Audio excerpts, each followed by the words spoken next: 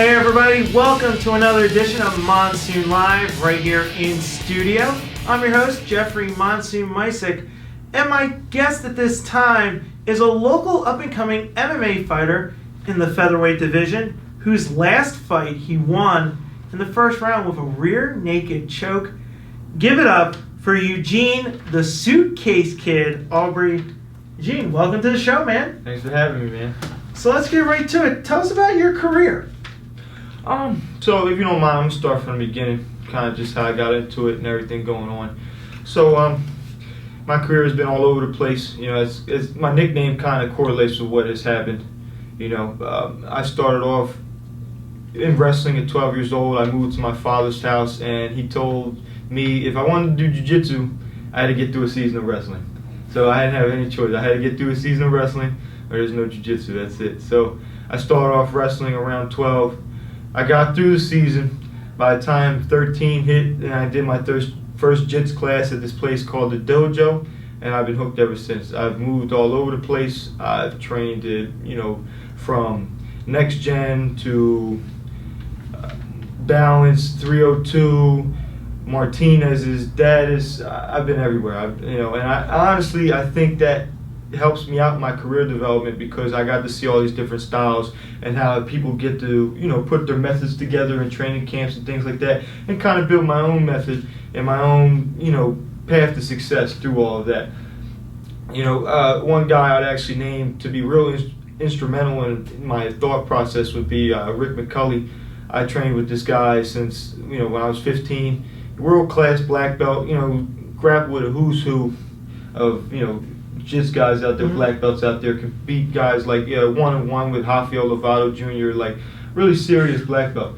And I got to experience what world class was, and ever since I met him, I look for that, you know, everywhere I go. You know, I try to train with the best, who I can find, whatever, it doesn't matter. You know, as long as they're the best and reputable, high-level guys, I want to go there and, you know, learn and humble myself at the end of the day. Because you can always get better, it doesn't matter. That's it. That's kind of how I feel. Well, I have to ask is when I saw your Facebook profile, I gotta ask, how did you get that nickname, the Suitcase Kid? Yeah, no, I'll give you that. That's a good story. You know, I'll tell you that one. My grandmother, who actually passed away, gave me that nickname. And essentially, what it was is when I lived with my mother, I moved every 3 to 6 months. You know, all the time, just all the time, moving. I could never really settle down. And so my grandmother, she was mad about it. She was upset because she just felt like kids should have a stable home. And so what she would say was, you and your brother are nothing but a couple of suitcase kids. And so, you know, and that's honestly what she would say. That's just, she just said that all the time. And so I gave myself that ring name, not only to just represent her, but because of the fact is I always want to remember where I came from. You know, no matter how big you get, and I'm nobody right now, but no matter how big you get, I want to make sure that I remember where I came from and who I am. So your family's a major source of strength for you in your training and even in your fighting career, is what you're saying? Oh, for sure. My dad, he got me into it. You know, he's a purple belt in jiu-jitsu. You know, he's been training for, you know, over a decade, and he's my manager. You know, we make decisions together. I mean, he's the organizer of my camp. You know, he helps me out a lot, you know. Then I got my stepmom, you know, who's like a mom to me, you know. She's hooking me up with the shakes and things like that, you know, keep me well fed and everything else. So, yeah, for sure. Hey. Now, on Facebook, you messaged me and you said you felt that boxing is an underrated martial art in MMA. You want to tell us why you said that? Yeah, I feel boxing is underappreciated. You know, a lot of guys, they just don't feel that it's important. They feel like Muay Thai is important, they feel like wrestling's important, they feel like Jiu-Jitsu is important, and I wouldn't even disagree with them in all those aspects.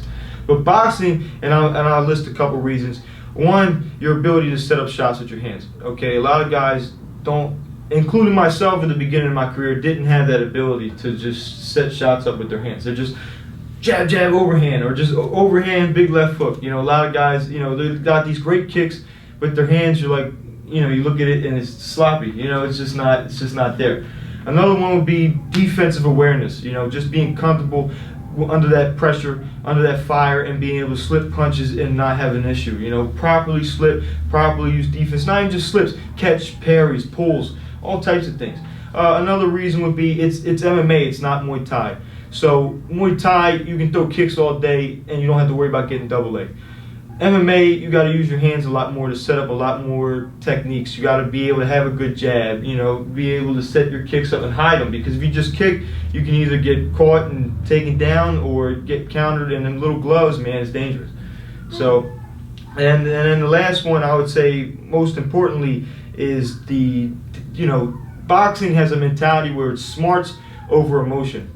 So it's about being smart, it's not about being emotional. You know, if two guys get in a ring in a boxing gym and they just start throwing heavy leather, and you've been to many boxing gyms, so you understand. Oh yeah. If two dudes are just throwing heavy leather, they're not thinking, there's no technique, they get pulled out the ring, they get yelled at. Like, what are you doing? You gotta be smart. You know, so I definitely feel like it's underrated, and I feel like more guys need to get into a boxing gym, and I would even go as far as to call it the wrestling of striking. I feel like if you can really box, the kicks and all that other stuff comes easier.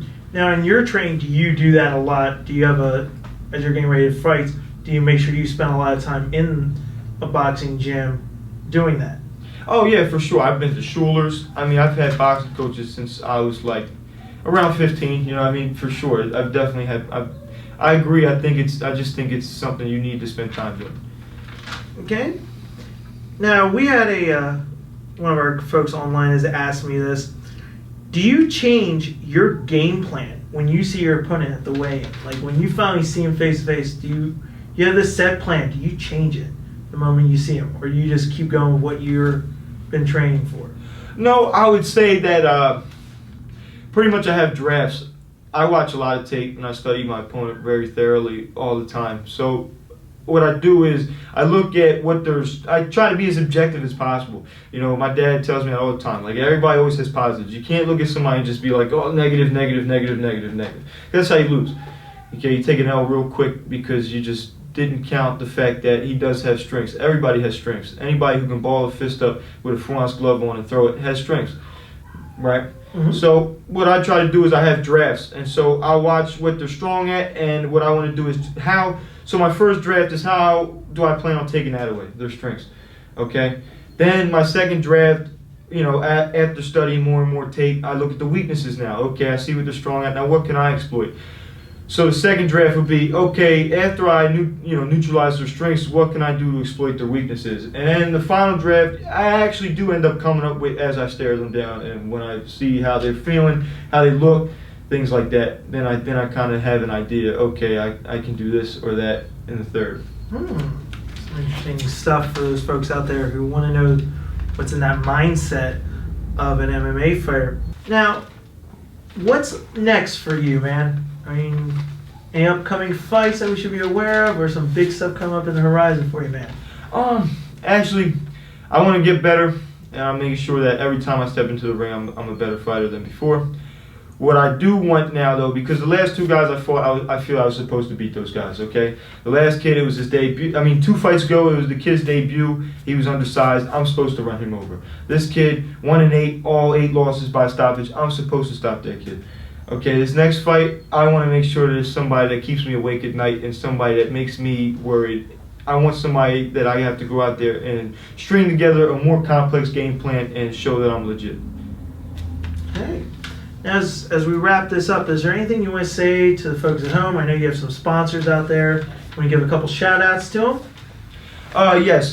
First, I want to shout out Focused Athletes. Okay, my man Jackson Duncan runs that program. It's a very good program. What it does essentially is it helps high school Philly kids chase their D1 dreams. It's about keeping student athletes focused, helping them academically, helping them professionally, how to get jobs, things of that nature, and supplies, equipment. It gives them every single opportunity possible to chase their dreams as a D1 athlete. Keeps them out of trouble, all types of things.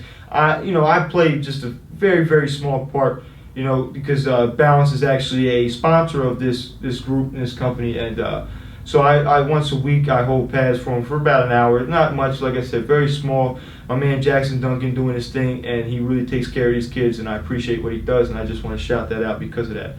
Okay, another one is I have a friend of the family.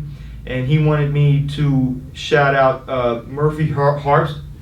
Okay, it's pretty much what it does is it's a child services, and it helps at-risk youth, troubled youth, people from kids from abusive homes, helps them give them a place to stay and helps them recover from that cycle of abuse and make sure that they can have opportunity and live a good life. And that means a lot to me because as a child, my mom was very abusive to me, and I had a dad that helped me get out of that, and he helped me break that cycle. And some of these kids don't have that opportunity, and they don't have that.